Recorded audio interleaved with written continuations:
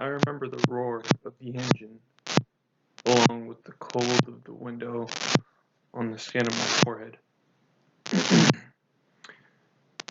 I was being rushed to the hospital by my mother because we thought my appendix had burst, and it was more expedient to take me in her Jeep rather than to wait for an ambulance.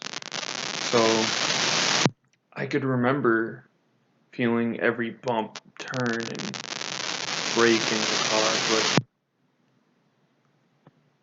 then I started to lose consciousness, and I remember thinking to myself, I'm going to die. And when I woke up, I remember being surprised that I was still alive. But more than that, I felt powerful and more alive than I ever had before. And I think wherever I went, when I lost consciousness, when I came back, I had forgotten my fear of death. And from that point, I had to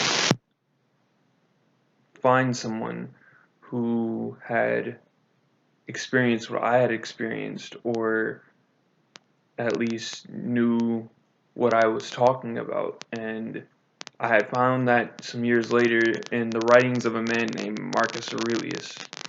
And he writes, "Do not fear death, but give it a friendly greeting.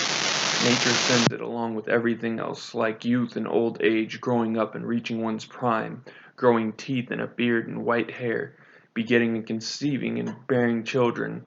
Our dissolution is just one of life's natural processes." Meditations 9:3. Now, some people say that I'm obsessed with death, and I don't agree. I think that death is something that, instead of being something to fear, it's something that should be respected and deeply pondered. Philosopher Seneca said frequently, "Study death always." And this is important because thinking about death helps one realize that life is fleeting and precious, and helps one prioritize things in their life.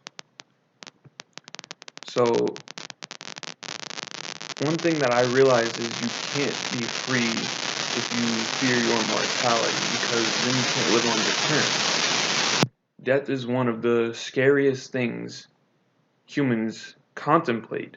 However, if you can conquer that fear of death, then you can much easily conquer any other fear that you may have in your life, and you can live life boldly on your terms. Death can make you appreciate life even on the worst days, because if you're having a bad day, you can realize that it's just temporary. And you can analyze your choices and see if they're in line with what you want for your life long term, because you don't have a lot of time left. So now I actually carry around a Memento Mori coin with me, and it means remember death. And I think about my own mortality every single day to make me more mindful of my words, thoughts, actions, and my practices, and to keep in mind that death is always on your heels. And I hope that my words can inspire you to do the same. Thank you.